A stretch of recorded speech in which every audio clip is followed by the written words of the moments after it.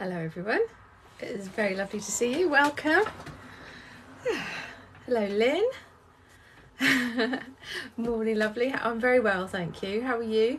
Morning Julie. Very much morning for you Julie. Lovely to see you, thank you for being here. Morning Michelle, Phoebe. Nice to see you. Heather, morning, nice to see you too. Oh gosh, lots of people are joining us. Michelle, it's lovely to see you. Welcome everyone. How has your week been, everyone? Are you all right? Moving that a bit. Have you had a good week? Have you had a medium week? Or have you had a rubbish week? How are you doing? Lynn, you're doing all right? That's good. Michelle, it's lovely to see you. Yeah, I'm good, thank you. I'm just having a nice quiet morning. I had a real lie-in this morning. It was very lovely. So I've just been fiddling around and I looked at the clock and I thought, blimey, look at the time. So I need to go and do my live. So, how are you doing? Are you all right? Let's see who else is joining us. Oh, Cookie. Hello, Cookie. Nice to see you.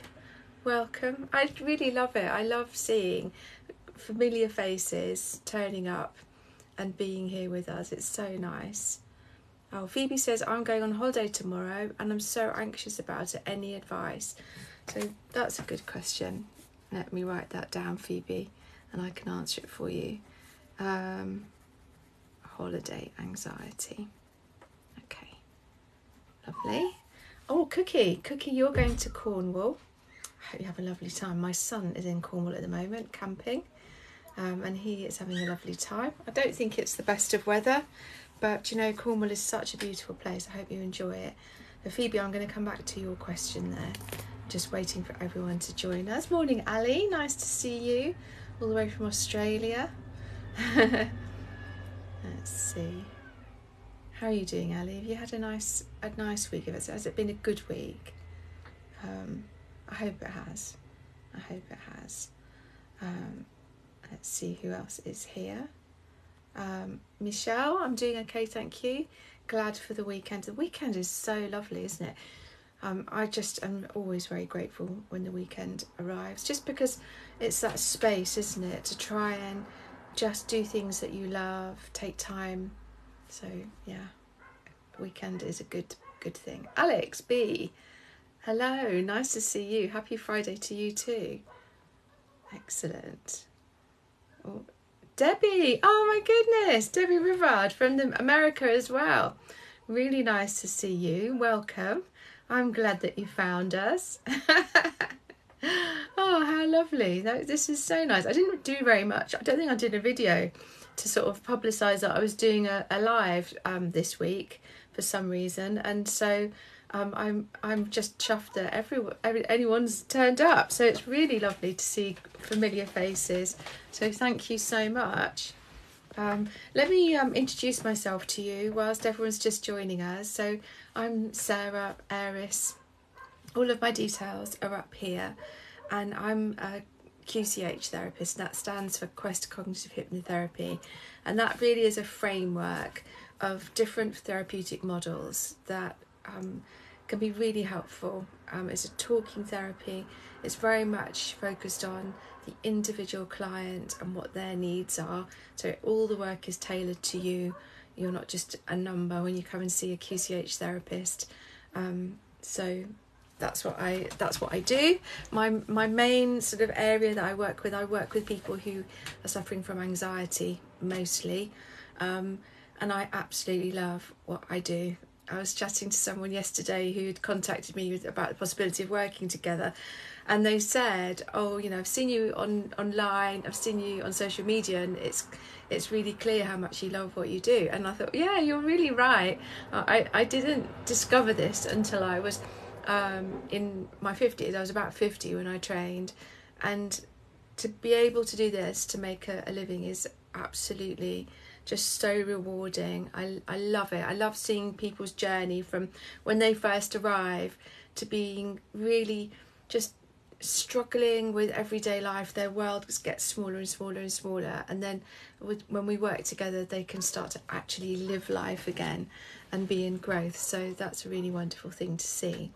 So every Friday I do these lives on TikTok, and I am helped by my amazing moderators, because sometimes, you know what it's like on TikTok, you very occasionally here, we don't really get this very often, touch wood, you know, you maybe get someone who doesn't quite understand, or who's not very kind, or is a bit bored and says something silly, and so my moderators are there to just keep this a really nice, safe and friendly space. We've worked really hard over the last couple of years to make a community, really, and so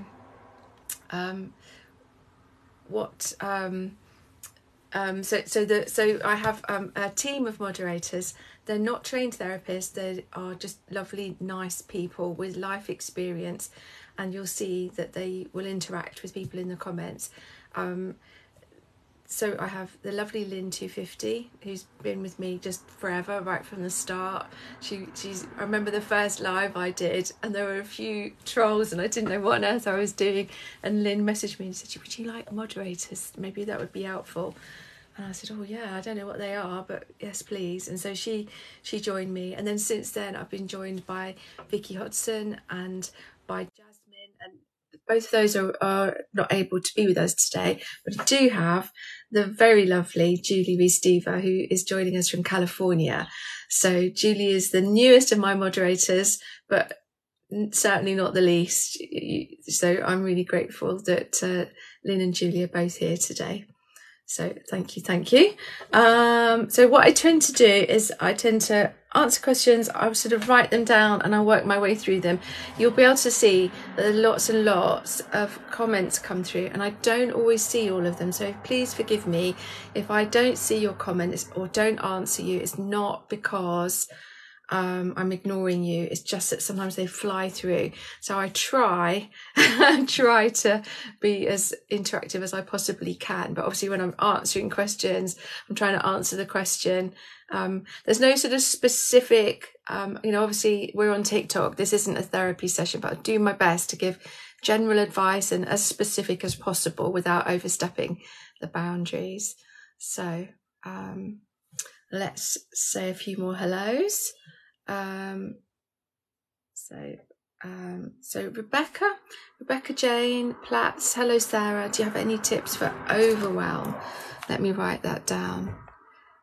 Rebecca, advice on overwhelm. Okay, I will come back to you. Alex says, Sarah, I completed on my new house. Get the keys in 2 weeks' time. Stressful though. Oh, amazing though. How fantastic. That is just so exciting, isn't it? I hope that goes really well. Once you've exchanged, you're kind of really on the home leg, aren't you? And it's very normal to feel a little bit excited, a little bit anxious, because it's all the uncertainty of something new, isn't it? So, gosh. Yes, and Ali from I think I know you're in Melbourne, but then I worry that I've said the wrong thing, but definitely in Australia. Ali says, I see you're in the room still. How did that convo go? So you can see that I'm in this room, and this is my son's room. So my son, who's in Cornwall at the moment, camping with his friends, I said last week on the live that I asked him, is it all right if I use your room? Because he doesn't live here anymore. He lives with his girlfriend. And I said, is it all right if I use your room? Because it's upstairs, it's much quieter, and it would just be really great. And he said, no, it's my room. I don't want you using it. And I said, but I'd put everything back. It's always going to be your room. And he still said, he said, no, it's my room. So anyway, so I very naughtily used it last week to do the live, and I've used it to see my clients this week. I see them online mostly. Anyway, and I felt so guilty that I messaged him and I said, listen, I'm really sorry. I know you said you don't want me to use your room, but I have used it, and we're having work done downstairs. And so it would be really, really great and really helpful if I could use your room. I promise you, it's always going to be your room. It's never going to be completely my office. So would it be all right? And do you know what? He is the loveliest person, because he came back straight away and he went, "Oh, Mum, it's absolutely fine. Please don't worry."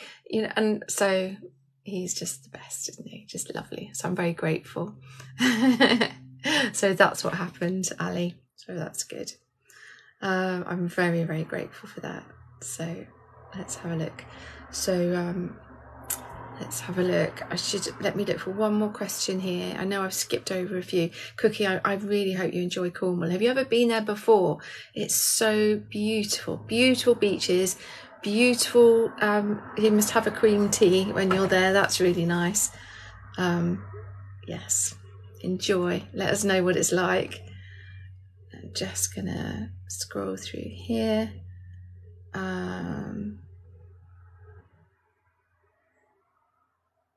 Chris says, do you have any tips on how to stop worrying in general? Okay, so Chris, I'm going to write that down.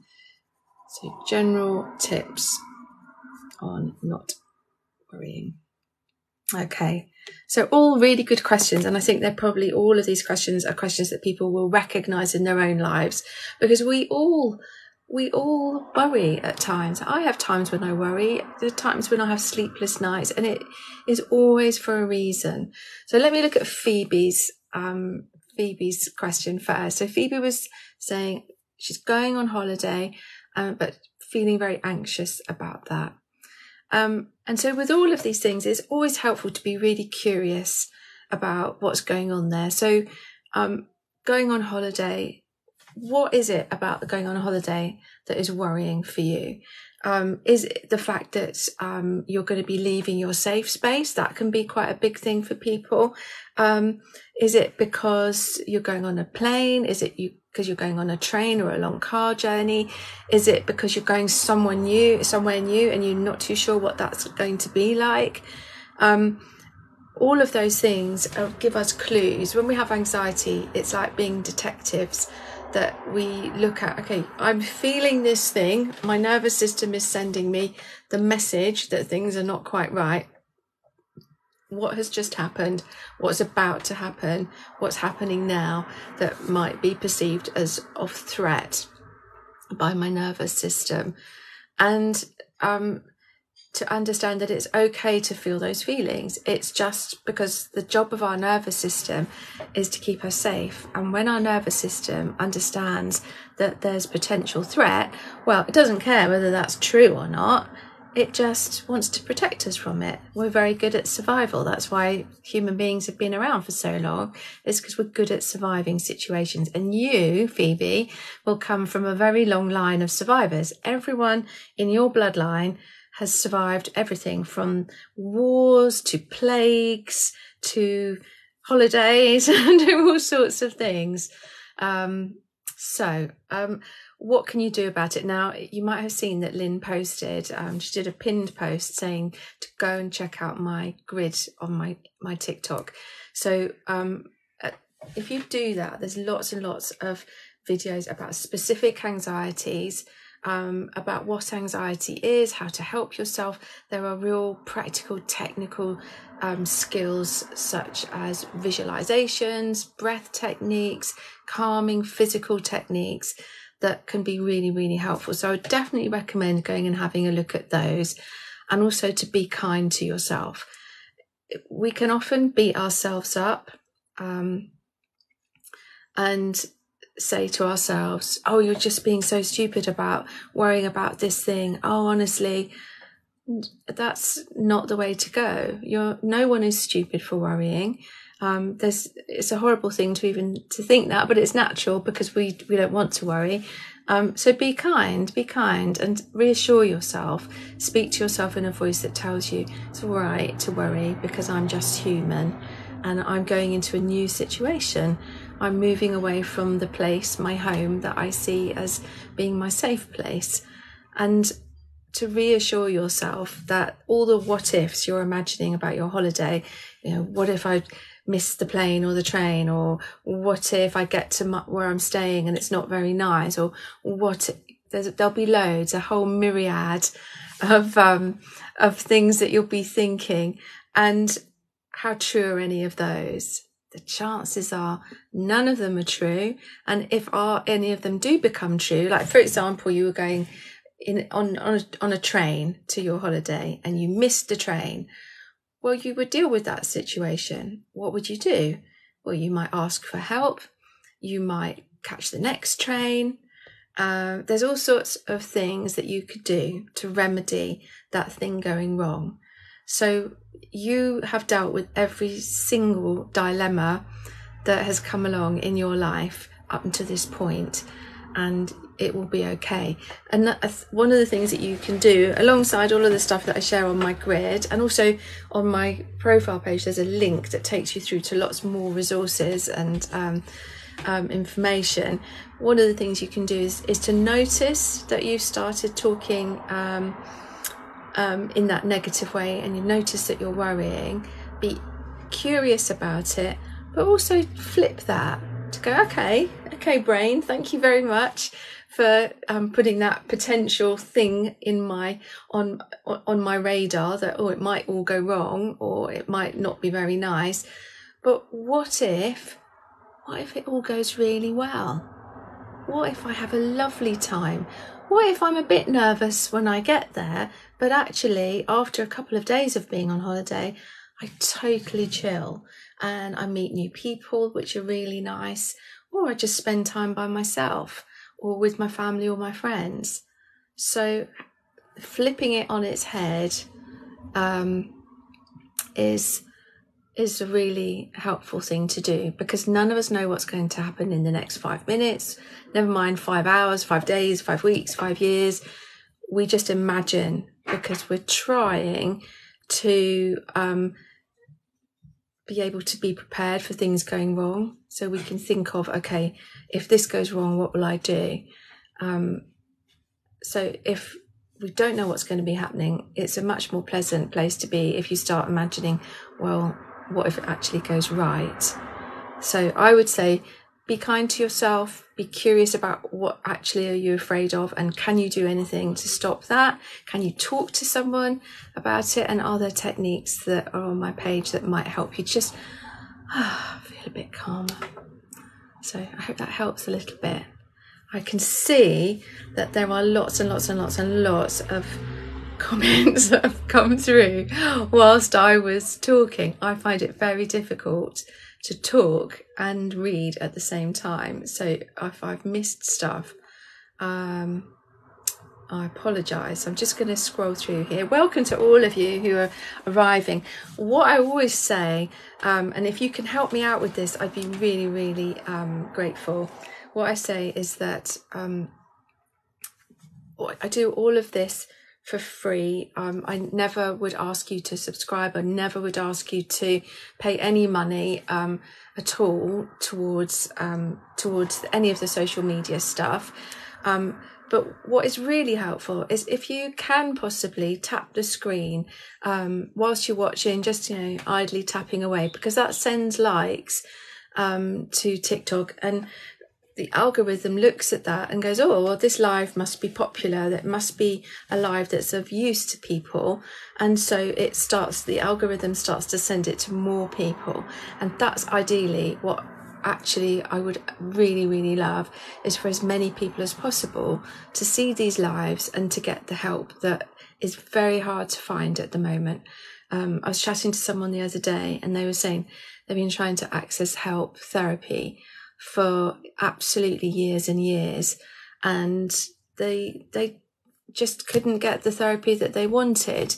And that's just horrendous, isn't it? Whereas if we can just provide, I know this isn't therapy, I know that this is just a chat, a community, but hopefully some of the information that we share and some of the resources that are available on my page, there's a link also to a therapist finder where you can find therapists who are trained in the same way as I am. Hopefully we can do something to make a little bit of a difference in the world. So if you can like, if you want to follow me, that's great. That would be really helpful. If you want to share the post, now if you want to, you can just click the little arrow and you can share it to people that you follow on TikTok, send it to them, or you can just copy the link and you don't have to do anything with it. If you think, well, I haven't got anyone I want to share it with, if you just do the copy link and then don't even do anything with it, then that works as well. So anyway, thank you all for being here. Let's have a little look here. Just reading some of these comments.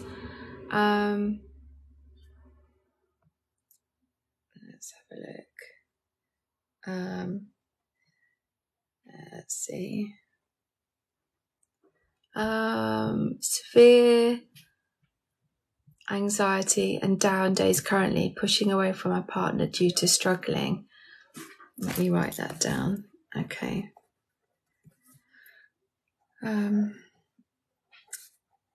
So I'll come back in a moment, Evie, to answer that question. I hope that that's all right. So let me just go back to Rebecca's questions. And Rebecca was talking about just feeling overwhelmed. And I think, Evie, maybe this sort of applies to you. So I don't know what you know about anxiety, but it's a protective behaviour. What happens is that as human beings, we're like nervous systems on legs. I always imagine it like spaghetti on legs. And we're wandering around the world and our nervous system is constantly scanning our environment. And it scans what's happening around us. Oh, nearly knocked my light over. But also internally, it's scanning to think, oh, has anything changed? Is there anything different? Is there anything that could potentially be a threat to my well-being? And when it's doing all of that, it is looking at what's actually happening now. It's looking at the future, imagining what might happen in the future. And it's also looking at the past. We tend to see the world through history-coloured lenses. So everything that's ever happened to us in the past affects the way that we look at the present. And if we're in a present moment and something happens that makes a match with a time in the past where we were, or we believed ourselves to be under threat, then we will be triggered into fight or flight. So at any point when our nervous system believes us to be under threat, we get triggered into fight, flight, or freeze. And that can feel horrible. And it's meant to feel horrible because our nervous system wants to go alert, alert, alert. We're in danger, do something about it. And when we're in fight or flight, we can do something. And when we're in freeze, we've gone past the stage of being able to do anything. We know there's threat. We just will maybe curl up in a ball. Maybe that will be a stage where we head into a sense of depression and feeling really down, because that's the only way to survive that moment as far as our nervous system is concerned. Now, these threats, they don't need to be true. A lot of the time, you can be actually present in your everyday life and everything is fine. You're completely safe. And yet you've got something coming up in the future and your brain is imagining how that's going to be, and it's imagining it in a very negative way. And so our nervous system doesn't know the difference between an imagined future and a present reality. So if you're imagining, like if right now, if you imagine, for example, you were going on a roller coaster, and you imagined you were right at the top of the roller coaster and then you went down, you will get a little bit of a, oh, well, I do anyway.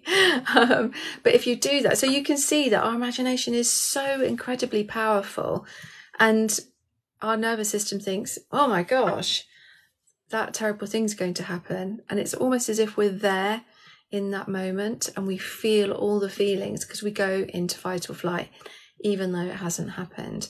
So what can we do about that? I think it's not a quick fix. It's not about, oh, if I just do this one thing, then that's me sorted. Because it's very normal and natural that we all have moments of anxiety. If we didn't have anxiety, well, you know, we wouldn't study for exams and we wouldn't wouldn't remember to put the bins out, you know, that kind of thing. You get a sudden, oh, I've not done that thing I said I was going to do. So anxiety is really important to keep us safe.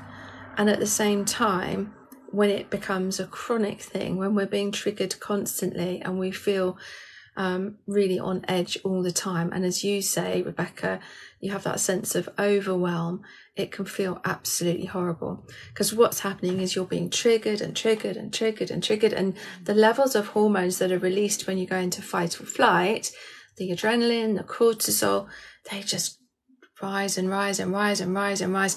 If you imagine you were in a bathtub, like, so your body is a bathtub. Every time you get triggered, even a little bit, you get a burst of adrenaline and cortisol, and those levels rise and rise and rise and rise and rise. So you can be in a place, like you can be in a room and you're really, really safe and all is well, but you get triggered by something, like you think, oh, I've got my driving test on Monday, and you get a burst of adrenaline and cortisol, and because the levels are already up here, you could go into a really powerful sense of anxiety or even a panic attack, because it's the straw that breaks the camel's back. So what do we do about that?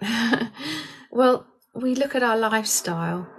There's lots of, it's a sort of a holistic approach. The way that I work is, it's not just, okay, let's see what's wrong and sort that out. It's like, let's look at how you're living your whole life. How can we lower these levels of these stress hormones so that you start to feel much calmer, and you're sending the message to your nervous system, it's all right, we are actually safe here now in this moment. It's about being much more present, if we can be. Even when we have real stuff going on in our lives which are very difficult to deal with, if we can be present, that can be really helpful. So looking at lifestyle, looking at connecting to self-care, doing the things that you love to do. And sometimes when you're in a state when you felt this way for a while, it's really hard to remember the things that you used to love doing. But there's so many people that I talk to and I say, oh, you know, do you do anything for self-care? And they go, oh, well, I used to walk quite a lot, or I used to go swimming, or you know, I used to paint, but I haven't done that for ages. And that's interesting, isn't it? That's interesting information, because you're not doing the stuff that you used to love doing. And so you've withdrawn. It's like Evie pulling away from your partner because you feel so awful. We pull away from life. We pull away from the connections that we have with people, with animals, with ourselves.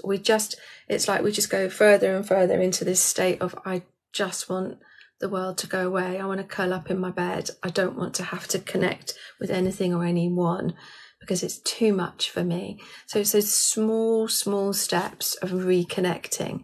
And I always say to my clients, have a think about how you would connect to areas. And the areas I talk about are people, other people who are your tribe, who are the people that help you to feel good and safe and calm.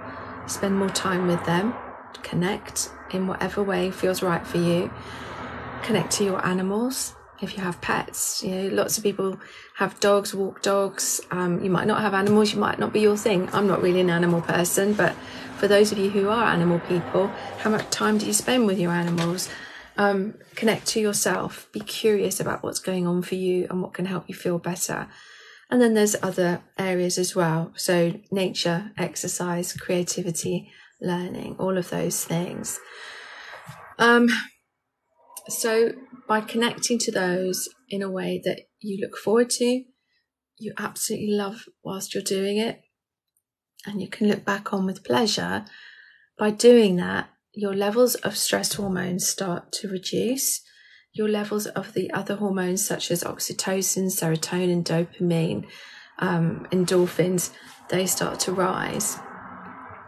And your nervous system gets the message physically, well, we must be safe because I'm feeling this and I'm doing that.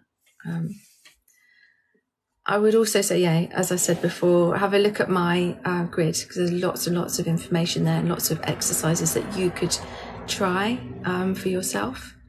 And over time, that gradually begins to lessen that sense of overwhelm, and you begin, instead of being in withdrawal, in protection all the time and very tense and feeling the tenseness and the symptoms that you get from having those stress hormones and being in protection, what happens is that you start to be in growth. You start to let go, move towards life, move towards your partner, move towards the things that you love doing. And your nervous system goes, oh, this is so lovely. I'm beginning to feel safe and well again. So I hope that helps. I hope that that's useful for you. Let me have a little look through these comments. Thank you so much to all of you who are here. Thank you for your likes. Thank you for your follows. I can see Lucy followed me. Thank you, Lucy. And thank you for any shares that you send to, whether it's to a specific person or whether you just copy the link, because that is massively helpful, and hopefully it will send the live out to more people. So let's have a look.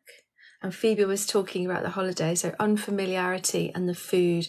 I have a big fear of sick, because we were talking a little bit earlier about Phoebe's going on holiday and she's feeling anxious about that. So you can be really practical about that. You know, if you think no matter where in the world you're going, think about, well, what is it that you could eat when you're out there? Is there any way that you can take anything that you fancy? You know, some snacks that you can take with you that, you know, or even if I'm hungry, I can go to that.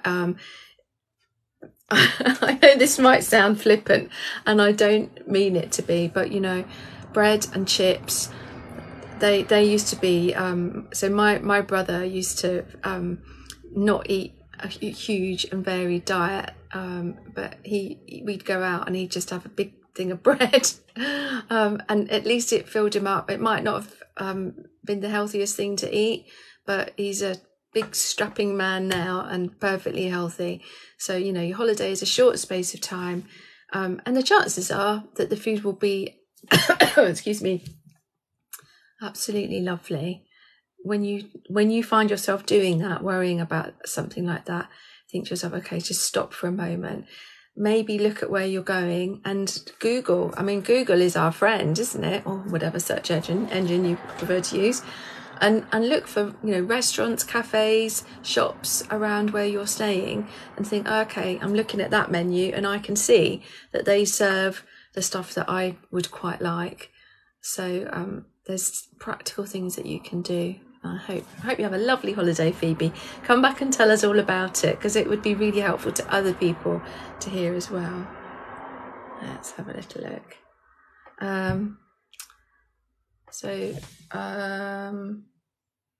Okay, just reading through. Oh, Imogen says, it was your birthday yesterday, Imogen. Happy birthday. I hope you are well. That is really good. I hope you had a nice birthday. Let's see. See if there's any more questions. Okay. So, GSW 70. My wife and I are visiting our son in Texas, stressed about next military assignment. Yeah, that's hard, isn't it? It's really, I can't imagine. I think if one of my sons was in the military, I think that so I'm taking it that it's your son that's in the military here, and I'm thinking to myself that it's your son and not you, and so I think to a certain extent it's completely natural as a parent to be worried about that, you know, and unfortunately it's beyond your control. And I don't mean that to sound awful, but there are things that we can control, and there are things that we can influence, and then there are things that are beyond our control. And the things that we can control are basically us, our mindset, our actions. The things that we can influence are maybe the people around us. So, you know, you could say to your son, be careful, but how can he? You know, he can be careful. I'm sure he's really, really well trained. But I think it's very natural as a parent. The way that I have coped, and I know it's not the same, neither of my sons are in the military, but the way that I've coped as they've grown up, they're 23 and 25 now, is that I've raised them well. And they are, you know, in the example of your son, he is well trained if he's in the military. And that the vast majority of people in the military are absolutely fine. They have long military careers. They do what they do, and then they come home and they're fine. Obviously, that is not always the case, but you worrying about it is not going to solve anything or change anything. What I've always thought of is that I trust them. I trust them to do what they need to do, to live well, to make good choices. And if anything happened to them, then I would deal with it then. And by looking after myself and being calm and really making the most of the times when I'm with my sons, then I know that I've really had quality time with them. I know that they know that I trust them. And I'm also helping myself to have the optimum sense of well-being, both physically and mentally, so that if anything did happen, I would deal with it when it happened. I hope that makes a bit of sense to you. And, you know, I'm sorry that you're worrying about this. But I think that's why it's so important. Life is really uncertain, and we don't like to talk about it much, do we? We don't like to talk about death or injury. We just kind of push that to one side. But I think it's really important. And I think that's why it's so important when we're with our loved ones, that we tell them that we love them, that we show them that we love them, and that we know that, you know, the conversations that we have are positive and loving, so that if anything, God forbid, or anything was to happen to any of our children or any of our loved ones, we would know that the last thing they heard from us was something very loving and kind and positive. Because also, how can you help your son if he goes away and he's aware that you're really frightened? That doesn't help him. And so I think as parents, we have to do that really hard job of thinking what's best for them. And that, for me, it's that sense of, I want them to know that I absolutely love them, I absolutely support them, and I trust them to be okay. Because then they can go forward with a sense of, yeah, I'm going to be okay. And yes, totally, as a mum, I can feel that sense of, oh, blimey. But it doesn't achieve anything, really. It's just my imagination imagining worst case scenario. What is much more helpful is if I notice that and flip it and go, I'm going to imagine best case scenario. I'm going to imagine when he comes back, and when I see him again, and when all these good things are happening. And then by doing that, I get the release of all those lovely hormones into my system. You know, I imagine Christmases together and my grandchildren being born and all of that kind of stuff. It's not true. None of those things might ever happen. But if I imagine them, I feel much nicer than if I'm imagining worst case scenario. So I hope that helps a little bit. And thank you for asking the question, because I think that probably a lot of parents that have those worries. Ali likes my nail polish. Thank you. We go from talking about parental worries and how hard it is to be a parent sometimes to talking about nail polish. Thank you, Ali. I really like a dark nail polish. It's not actually black, it's navy blue. So thank you. Let's have a little look through here. So I know, Chris, I haven't answered your question. I'm going to come back to you. Let's have a look. Julia says, Julia LR, sorry to butt in. I'm in crisis and do not know who to talk to. Oh, gosh. I am sorry to hear that, Julia. It's really hard when you feel like that. And I don't know where you are. I'm assuming if you're in the UK, then there are numbers that you can call. Let me see. I might have it written down here. So I mean, you could call the Samaritans. I would say maybe start close to you as possible and work outwards. So if you have any friends or family members that you could talk to, then maybe to call them, to go and be with them, because if we're with people, we can be much safer than when we're by ourselves. If that's not available to you, then I would call your GP, your doctor, and ask for their advice. You can also call Samaritans, which their number in the UK is 116123, and they will have much more practical advice for you in your area. You can also call if you Google mental health crisis line, then there will be numbers in your area and helplines that you can reach out to. So I hope that that's really helpful. Thank you, Lynn. Lynn has put the Samaritans number as a pinned post there so that you can have that. Do give them a ring, because it's free to call. Oh God. Oh, I've got a dry throat, and I didn't, stupidly, for the first time ever, bring a drink. It will pass, but that number is free, and if you say to them, listen, I'm in crisis, I need help, then they will be able to give you suggestions for how to reach out and get real help in real life. So I hope that that's okay. I hope that helps a little bit. Look after yourself, because this will pass. Okay, Wendy, thank you so much. Hello, Wendy. It's lovely to see you. Wendy says 111 now do a mental health support too.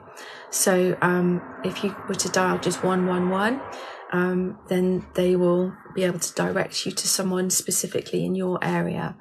So thank you, Wendy. Hope you're well. It's very lovely to see you. Thank you for that help and advice. Appreciate that. Oh yeah, so look here. So Claire says 111 is so good. They really helped me. So I'm really pleased to hear that. Claire, that's good news. Thank you, Dawn. Thank you. Do you know, I thought I turned off the ability for people to send me things, and because I always feel really bad when people spend their money sending things to me, but you sent me roses. You're so kind. I really appreciate your kindness. Thank you. Let me see. So Savannah says, I have a review for mental health with the doctor on Monday. Well, good luck. I hope that goes really well. That's great. That's really great. How are you feeling about it? Are you all right? I hope you're all right. It's difficult, isn't it? You know, I really realise that it takes a lot to be able to reach out for help, and when people want to find out about us and do reviews, and we've got to go over our story again, it can feel really, really difficult. So thank you, Alistair. Gosh, I'm a lucky girl today, sending me roses. Thank you. That's really kind of you. So Wendy's saying, I just had a situation with crisis and was in hospital for nearly 5 weeks. Yeah. So I know that you went through a really difficult time. And you've come out the other side. And I know that things are still really difficult. But over time, things will get easier, and those support services are there for people. It's just a case, to reach out takes a lot of courage, but when you reach out and you get the help that you need, that's the step that will get you closer to that place where you can live your life and feel good about things. So Julie Rees-Diva is another one of my moderators, and she lives in California. And Julie's helpfully commented here, in the US, text 988 if you're in crisis. So maybe make a note of that if you're in the US, and you might be feeling fine at the moment, but that's a good bit of information to know. Just have it in your phone, 988 if you're in crisis, and they can help you. So, oh gosh. So Charlotte has said, I'm currently 5 weeks pregnant, but had 2 miscarriages last year. I'm so anxious. Well, firstly, Charlotte, congratulations. How amazing to be pregnant, and how lovely. And next, I'm so sorry that you lost those babies. It's very, very hard to deal with that. And I'm hoping that everything goes absolutely brilliantly with this pregnancy and with this baby. But it's natural, isn't it? When your experience is that you've had evidence in your life that pregnancy isn't as easy as, hopefully it is hopefully this one will be, it's very natural that you feel anxious. So I'm going to come back to that in a moment, if that's okay, because I need to answer Chris's question. And I will definitely come back to you. Let me see the time. So we're 1:45, so we've got about 15 minutes more, and I've got some exciting news that I need to share, which I haven't even touched on yet. Oh, Elizabeth Malmros. Oh gosh, I didn't even see you arrive, so I'm so sorry I didn't say hello, but very lovely to see you. Oh gosh, you have a lovely weekend, Elizabeth. Lily, Simon, hello, it's lovely to see you. And Charlotte, yeah, thank you. I really hope this is my rainbow. Yes, I hope so too. And there's absolutely no reason why it can't be, because every pregnancy is different. So I'm going to come back to you.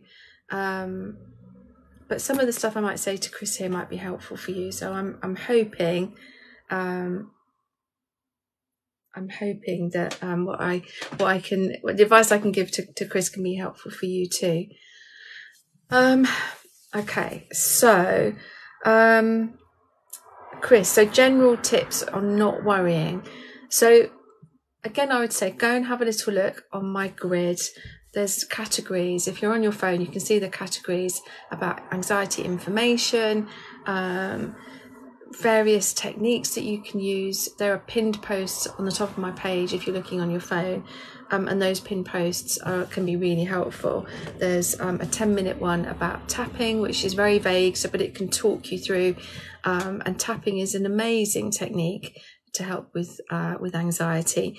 There's also a couple of visualizations, and I don't know if there's a breath technique, but there's a breath technique category which might be helpful. And what I was saying before about not just thinking, I need to deal with the anxiety in the moment or deal with the worry in the moment.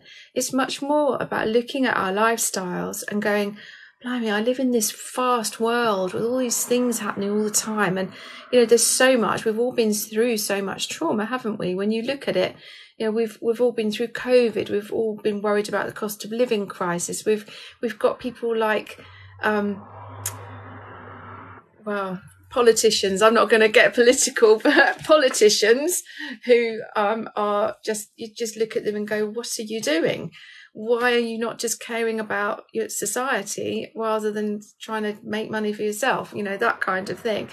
So it's not surprising that we all worry, and we don't even notice, because that's become our normal, this state of anxiety, worry, trauma, never quite sure whether things are as we imagined they would be. So it's not surprising that our brains are constantly going, what if this happens? What if this happens? What if that happens? Oh my goodness, if only I'd done that, if only I'd said this. So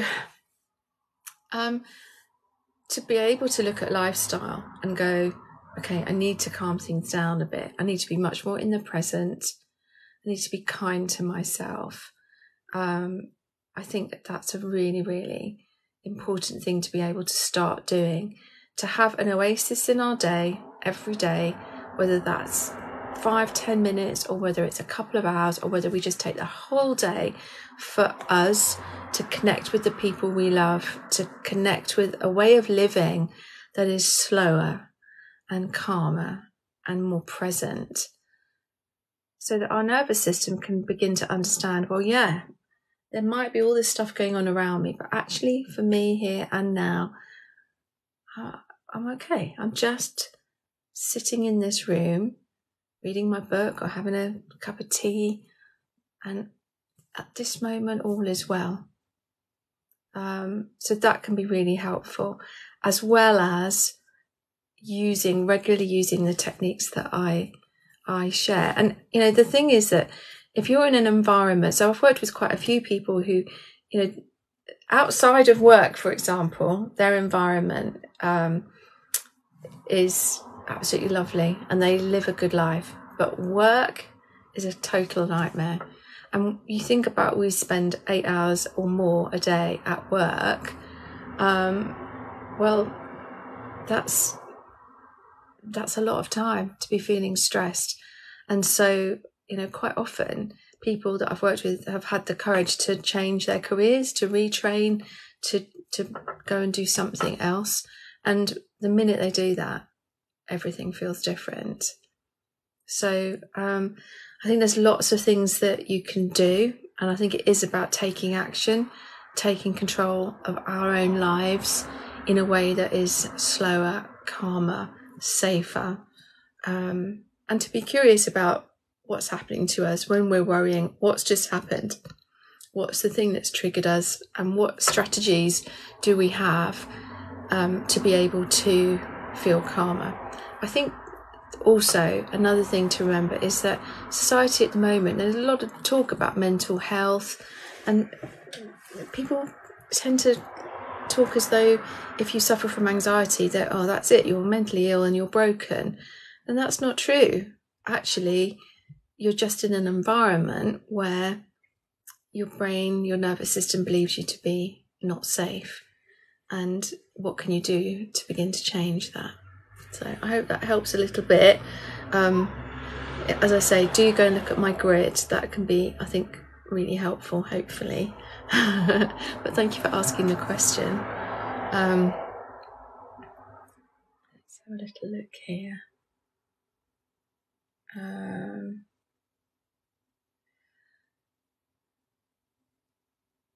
Yeah, so Beyond Shah says anxiety is the number one liar. Yeah, that is kind of true, actually, because anxiety is, I think our nervous system really wants us to survive and to thrive, but it's more heavily weighted on the survive bit, and so it doesn't really care if we're happy or not. It just wants us to survive this situation that we're in, or the situation that we're imagining we might be in, or potentially we will be in. And so it just makes us feel as grim as possible until we do something. And a lot of the time, that something that we do is to remove ourselves, from the situation, but also from our connections that can actually make us feel much better. So, okay, let's have a little look here. So I'm going to come back to Charlotte now, but before I'm going to come to Charlotte and then I'm going to tell you my good news, which is I'm quite excited about. I think it'll be really interesting. So another thing for me to say is that if you're dipping in and out of this, I haven't mentioned this the whole live, but if you're dipping in and out and you're thinking, oh, this is quite interesting, or I didn't hear the answer to that, or you have a thought, this is always going to be uploaded to my YouTube channel. So if you have a look up here, the information there is that when I get around to it, so I always do it before the next live, but sometimes I was terrible. This week I didn't upload it until I think Monday. I might even, I don't know, it might even have been later than that, but always upload it to Sarah Erish Therapy on YouTube. So if you want to go and subscribe to that YouTube channel, it's completely free, and I always put the lives up, and I put other videos up as well. All to do with mental well-being, self-care, mostly anxiety, and how you can help yourself. But do go and subscribe to the YouTube channel, and then if you're only dipping in and out, if you're doing a sneaky work TikTok, then you can catch it in your own time when you can be a bit more relaxed and not worried your boss is looking over your shoulder. So I hope that's helpful. Thank you very much everyone being here. I so appreciate seeing the conversations that are going on, the kindness that's going on, the fact that so many of you like the live and follow and share. It means so much to me. It really does. So thank you. So there's a one there that says, love your videos. And there's a little huggy people, and I can't see your name, but I appreciate you saying that. Okay, so let me just let me answer Charlotte's question here. So Charlotte is 5 weeks pregnant, and she's feeling really anxious because she's suffered 2 miscarriages recently, and that's so hard, isn't it? I think it's totally understandable, but I think that what we need to remember is that every baby that we have, every pregnancy that we have, is a totally unique and new individual. And there's absolutely no reason why this pregnancy can't be just a beautiful, healthy pregnancy with a beautiful, healthy baby in 9 months' time. I think that your job is to trust your body. And I know that can be hard to do when, you've had the experiences that you've had, and it's absolutely a horrible thing to experience. But hopefully this baby will be your rainbow baby. And as you said, Charlotte, and if you can create a beautiful environment for your baby, to do the things that I've talked about, to see your job over the next 9 months as being, and beyond, because I'm sure there'll be other babies as well, for you to be able to go, okay, I'm going to create the calmest, softest, happiest, most present environment for my baby to grow up in, then that's all you can do, because your body knows what it's doing. There will have been a reason why, unfortunately, you lost the other babies, and I don't know what that is, but actually perhaps it's this baby that was meant to be all along, and you're going to just be the best mother for them. And I think, for you to look at, to understand about anxiety, to understand what's happening when you feel anxiety, and perhaps to learn some techniques that can help you. The tapping is really good. The breath techniques are really helpful.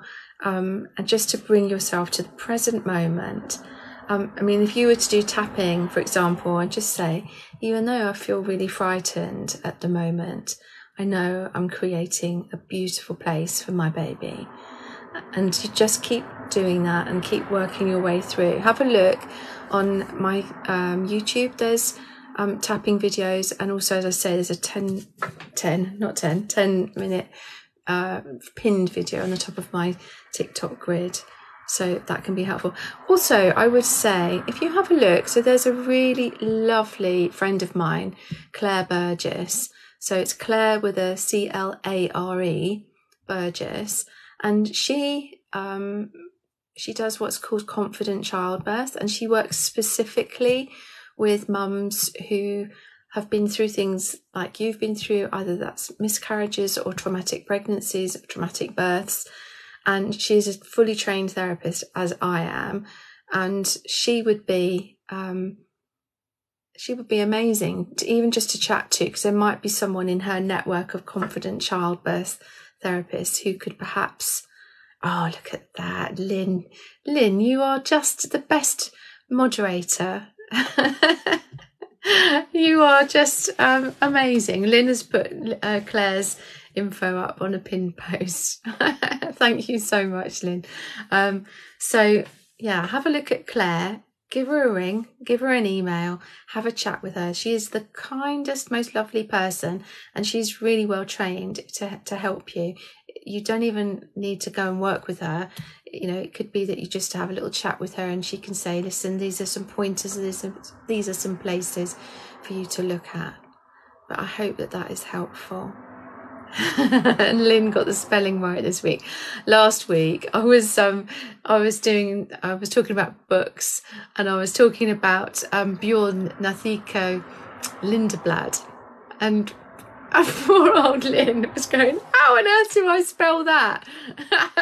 Claire Burgess is slightly easier, isn't it? You know, I'm going to have to, perhaps next one I'll think of, and I'll just look for people's names who are really easy to spell. Okay, so Charlotte, you take care, all right? And we're sending you lots of love to you and your baby. Yeah.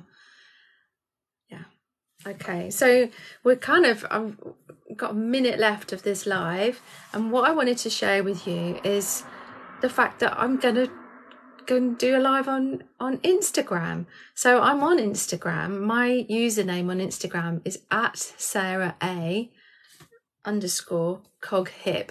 So I don't know if Lynn, is that, could you write that for everyone? So if you're on Instagram, come and follow me on Instagram if you fancy. It's slightly different to this. It's, you know, what Instagram's like. It's a bit more kind of pretty pictures and things like that, whereas my TikTok is much more informational videos. But if you come and follow me on Instagram, and then you'll see that what I'm going to start doing is I'm going to start doing a series of interviews with people, because on here you have to have 1,000 followers to do a live on TikTok, and not that many people have 1,000 followers. And so there are people that I know who are not even on TikTok, and I thought, well, they're really interesting people to chat with. Thank you, Lynn. So Lynn's put my username up for Instagram, SarahA_CogHip. And so I thought what I'm going to do is I'm going to do some live, so once a month, and I'm thinking of doing the first one is going to be this Monday coming at 6:30 in the evening, and that's UK time. So if you fancy coming along to that, what I'm going to do is perhaps this afternoon do some posts about it. I'm going to do some informational things on Instagram later on this afternoon. But what I've got lined up is I've got a friend of mine who is a trauma therapist, so Sharon Herbert, and she is going to be chatting to me. I think we'll just do like maybe a half hour, but you know, if we talk too much, then we'll go over the half hour. So we're going to chat about the work that she does, the sort of things that she can do to help people who've been through trauma. And so if that's your bag, if that's your thing, then that would be fantastic. I know with Instagram, what you can do is you can save the lives. So I think that she's I think that's right. I think that's right. Anyway, so yeah, so we're going to chat about all things trauma, but not like how awful everything is, but what you can do. So it's got a much more positive slant to it. And then I've also got lined up, so another friend of mine, Lynn Wilkins, and she is an expert on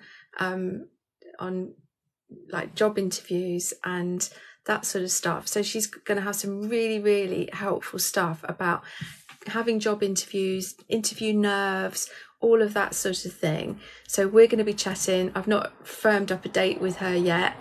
And then I've got another friend, Pat Duckworth, who is she's an international speaker. She's an author of 5 books, and she is an expert on the menopause and perimenopause. So we're going to be chatting together as well about that.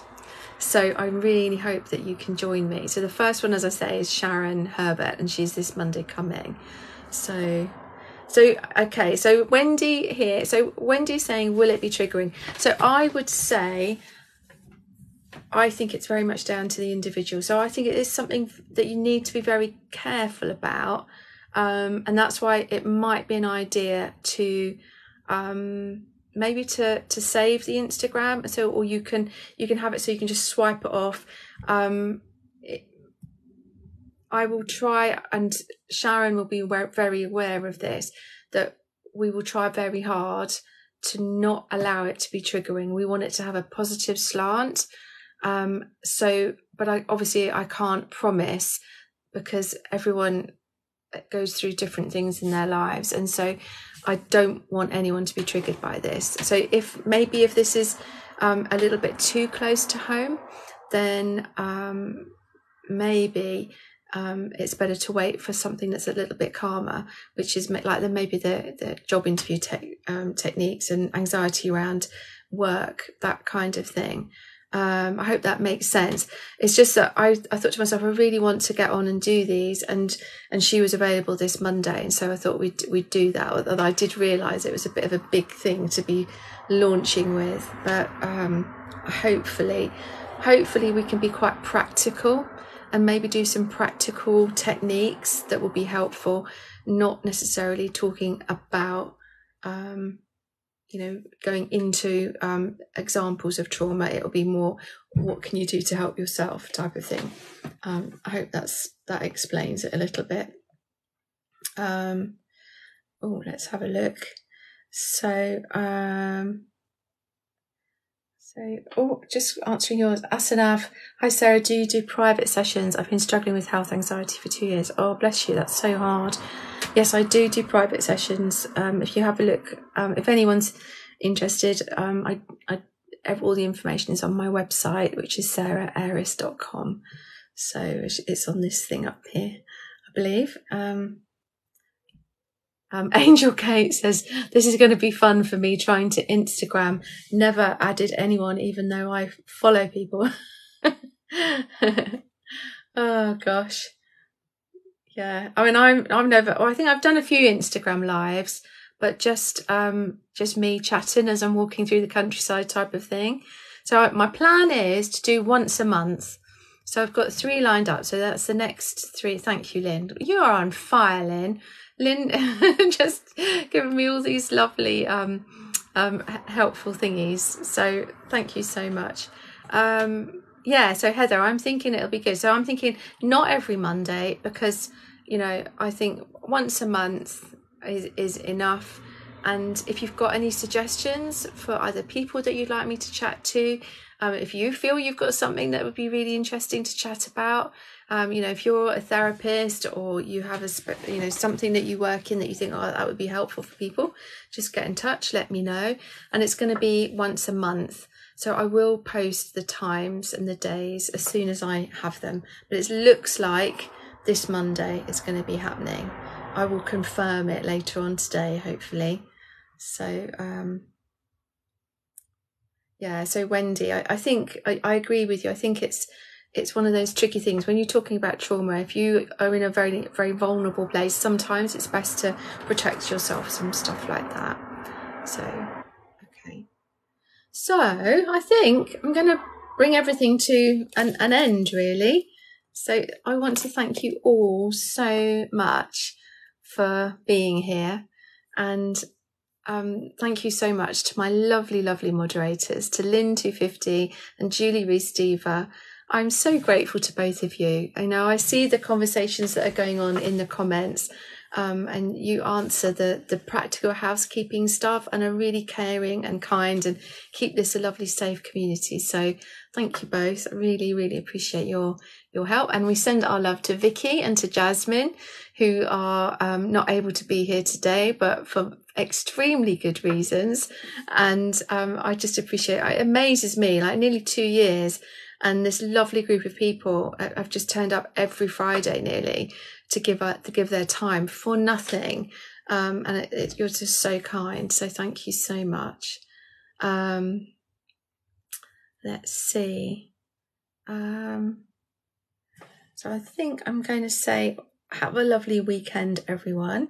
Thank you for your likes. Thank you for your follows. Thank you for being here. Thank you for your questions. My apologies if I've not answered your question. It's just one of those things that so many come through, and I try and answer as many as I can succinctly. But obviously I do fail sometimes. So just one of those things, really. But do come back. And I'll do my best to answer you. Hopefully I will post a little bit more about Instagram.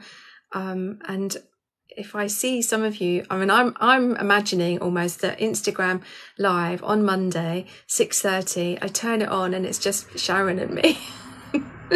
Just no one turns up. So I'll just be chuffed if any of you come. It'd be so nice to see you. So yeah, and the next of these TikToks, so the next one will be next Friday. at 12 as usual, as is the normal thing that I do. So yeah, I appreciate you all being here. Thank you, thank you, thank you. And I hope to see you soon. Have a lovely weekend and be kind to yourselves. I'm going to just stay for a little bit to say goodbye to people. So take care, everyone. Oh, have a lovely weekend, Isabella. Lovely to see you. Oh. Wendy, take care. Have a nice weekend. Let's have a look. Bye-bye, Angel Kate. Nice to see you. Oh, Lynn, it'd be lovely to see you on Monday. Thank you. Let's have a look. Angel Kate, you take care. Heather, oh, it'd be so nice to see you on Monday. I hope you're doing all right. That would be lovely. But again, you know, just it's really important, and I will say this at the start of the Monday one. It's just you need to take care of yourself. Don't if anything feels a little bit uncomfortable, then just go and look after yourself. So, Julie Resteva, thank you so much, my lovely. I so appreciate you getting up so early to do these lives, and thank you for all the information. Appreciate that the number for the USA. So thank you. Oh, Never Forever, thank you. Lovely to see you. You take care. I know, Wendy, 2 years. Can you believe it? Unbelievable, isn't it? Yeah, Heather, have a lovely weekend. Cheerio, everyone. Michelle, have a lovely weekend. Hopefully see you on Monday. So on Monday, it will be on Instagram. So if you have a look at my Instagram, so I'm Sarah A at Coghip on Instagram. And if you're there at 6:30 on Monday, that's 6:30 UK time, it will come up as a little thing at the top where it says that I'm going live, and then you can click on that and then you just join. So hopefully that's helpful. But if you follow me on Instagram, if you want to, don't have to, then that's helpful, because then you get the notification. So I hope that's all right. Cool. All right, my lovely people. I will see you soon. Hopefully, maybe see you over the weekend on videos, and see you on Monday on Instagram, and hopefully see you next Friday. Thank you so much for everything. Take care of yourselves. Bye-bye.